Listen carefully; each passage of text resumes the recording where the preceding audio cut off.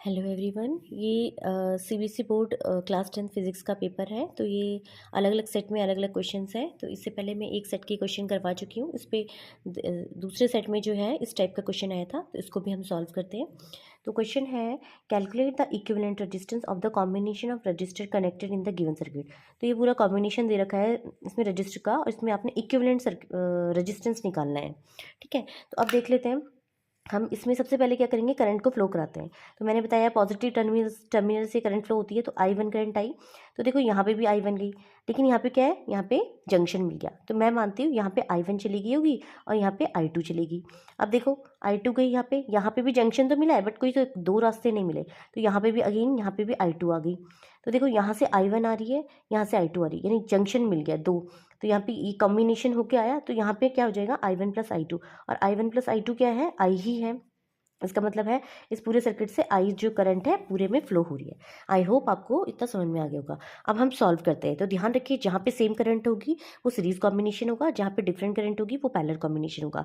तो अब देखो इसके अक्रॉस देखो 3 ओम। तो देखो I2 जा रही है, I2 जा रही है। अब बताइए कौन सा कॉम्बिनेशन है, सेम करंट है तो सीरीज कॉम्बिनेशन।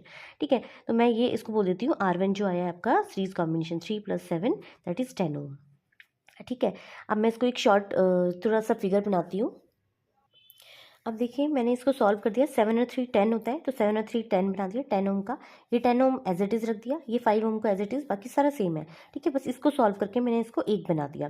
ठीक है, आई होप आपको इतना समझ में आ गया होगा। अब देखिए मैंने आपको बताया जहाँ पे करंट डिवाइड होती है पैरेलल कॉम्बिनेशन। अब देखिए अब इसको सॉल्व करते हैं। यहाँ पे देखो आई करंट आई, तो यहाँ से I1 चलेगी, यहाँ से I2। अब बताइए जहाँ पे करंट डिवाइड होती है वो कौन सा कॉम्बिनेशन होता है, पैरेलल कॉम्बिनेशन। यानी ये 10 और ये 10 पैरेलल कॉम्बिनेशन है। ठीक है, तो यहाँ पे मैं इसको ब्रैकेट में सीरीज लिख देती हूँ आपके समझने के लिए। अब पैरेलल कॉम्बिनेशन के लिए R2 क्या आ जाएगा, 1/R2 हमारे पास फॉर्मूला होता है 1/10 + 1/10। अच्छा, इसको सॉल्व करेंगे तो 2/10 आ जाएगा, और इसको अगर रेसिप्रोकल करेंगे R2 को तो 10/2 दैट इज यार 5 ओम आ जाएगा। आई होप आपको ये इतना समझ में आएगा, ये पैरेलल कॉम्बिनेशन से आपने निकाला है। ठीक है, अब मैं इसको और शॉर्ट फिगर बनाती हूँ। अब देखिए इन दोनों को सॉल्व करके मेरे पास क्या आ गया, 5 ओम आ गया। ये 5 ओम ऑलरेडी, ये 5 ओम है। देखिए जो फिगर है कॉम्प्लिकेटेड होते होते इजी होता जा रहा है। अब देखिए अगेन हम क्या करंट फ्लो करेंगे। देखो I1 करंट आई, यहाँ पे भी आई।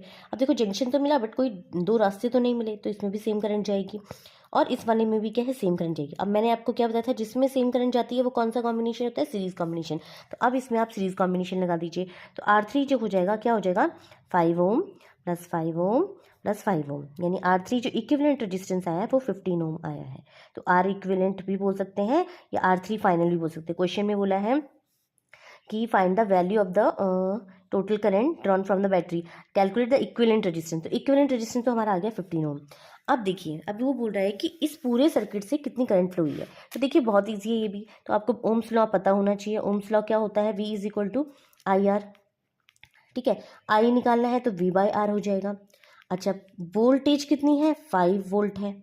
ठीक है, और अभी हमने इक्विवेलेंट रेजिस्टेंस क्या निकाला है, 15 ओम निकाला है। तो आई आपके पास क्या जाएगा, देखो 5 × 1 = 5, 5 × 3 = 4, तो 1/3 एम्पियर या फिर 0.33 एम्पियर।